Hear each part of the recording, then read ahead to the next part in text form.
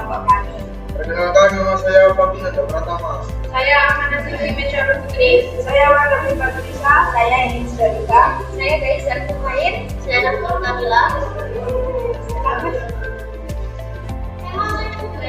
Di sini saya akan menjelaskan tentang uji ANOVA. Uji ANOVA atau Analysis of Variance adalah metode statistik inferensi yang digunakan untuk menguji perbedaan signifikan antara rata-rata kelompok yang berbeda. Metode ini memperluas uji rata-rata dan memungkinkan perbandingan antara lebih dari dua kelompok. ANOVA digunakan dalam berbagai bidang penelitian dan analisis data, mulai dari eksperimen laboratorium, periklanan, psikologi, hingga sosial kemasyarakatan. Metode ini juga membantu memahami perbedaan antara kelompok-kelompok tersebut, serta memungkinkan pengambilan keputusan yang lebih baik. Dalam uji ANOVA ada yang namanya uji lanjut, atau bisa disebut dengan post-hoc test, di mana uji lanjut tersebut bertujuan untuk mengetahui perbedaan tiap kelompok secara nyata. Tapi penggunaan uji lanjut atau post-hoc test sendiri bisa dilakukan jika dalam uji ANOVA menghasilkan perbedaan secara signifikan antar kelompok. Syarat melakukan uji ANOVA. Ada beberapa syarat yang harus terpenuhi untuk melakukan uji ANOVA, yaitu yang pertama, data harus berdistribusi normal, dikarenakan uji normalitas data merupakan syarat wajib yang harus terpenuhi. Jika data tidak normal, maka bisa menggunakan alternatif uji statistik non-parametrik, yaitu uji Kruskal-Walsh. Yang kedua, varian data homogen. Meskipun uji homogenitas bukan syarat mutlak yang harus terpenuhi, tapi penggunaan uji homogenitas dalam one-way ANOVA akan berdampak pada pemilihan uji lanjut atau post-hoc test. Apabila asumsi uji homogenitas terpenuhi, maka bisa masuk ke dalam uji lanjut konfirmasi. Sedangkan jika asumsi uji homogenitas tidak terpenuhi, maka bisa menggunakan uji lanjut James-Howell. Selanjutnya ada langkah-langkah membuat uji ANOVA. Baik, di sini saya memiliki 30 responden. Yang metode A ada 10 responden, yang B 10 responden, yang C 10 responden. Metode A value 1, metode B value 2, metode C value 3. Nah, ini sudah saya kelompokkan menggunakan metode SPSS-nya. Nah, ini selanjutnya saya copy.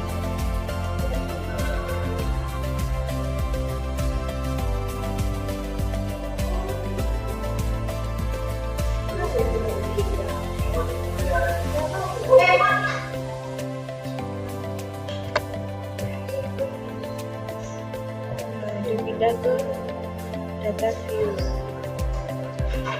yang kolom 2.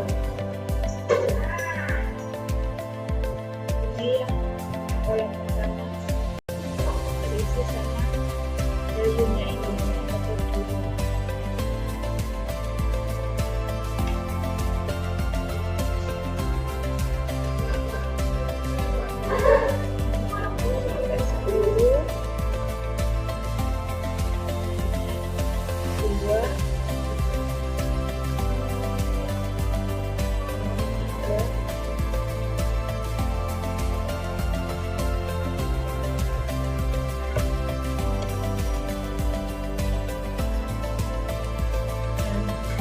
Variabel view yang ini diganti jadi kelompok, yang ini scope, desimalnya dibuat ganti 0. Nah, values-nya ini diganti yang tadi value 1 kelompok 1,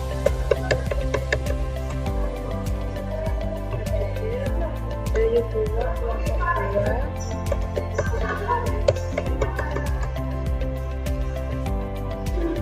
value 3 kelompok 3.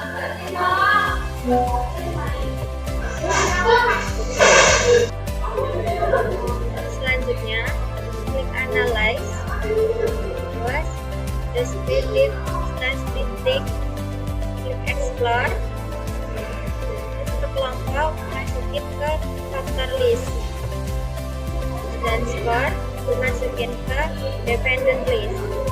Klik Score, klik bagian Normality Pool, Continue, Oke. Nah, kita cari lihat hasilnya. Di sini berhubung kita menggunakan 30 responden, jadi menggunakan Shapiro Wheel, dan nilai signifikansinya yang tertera adalah lebih dari 0,05. Maka nilai berdistribusi normal dan bisa melanjutkan ke langkah berikutnya. Selanjutnya yaitu kita melakukan uji ANOVA-nya. Kita kembali ke tabel tadi, ke data view, lalu ke bagian analyze, ke compare means, lalu one way ANOVA. Sudah muncul seperti ini, kita pindahkan kelompok ke faktor, lalu yang skor ke dependent list. Langsung saja kita ke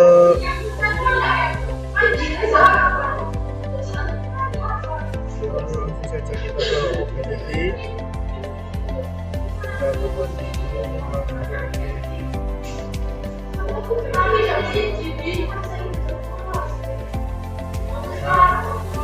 ini nilai perspektifnya untuk probability variance. Nilai signya 0,96 0,8, maka hasilnya itu homogen karena nilai signya lebih besar dari 0,9.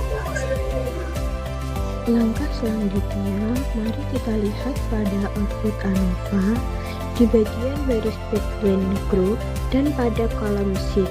Nah, di sini hasilnya terdapat 0,000, berarti nilai yang dihasilkan tersebut kurang dari 0,05, maka terdapat perbedaan secara signifikan. Selanjutnya, kita lakukan post hoc test jika ingin melihat perbedaan setiap kelompok secara signifikan.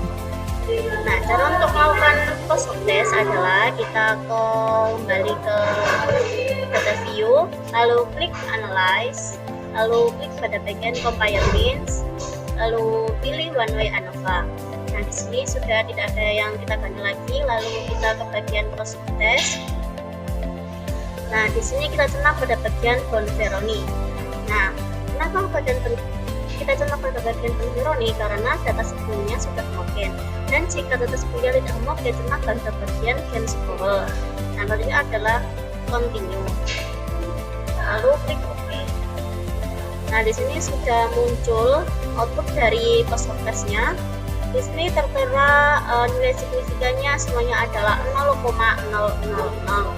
Jadi jika nilai signifikannya adalah 0,000 dan kurang dari 0,05, maka ada perbedaan secara nyata antara kelompok 1, 2, dan 3. Sekian video tutorial dari kelompok kami. Kurang lebihnya mohon maaf. Wassalamualaikum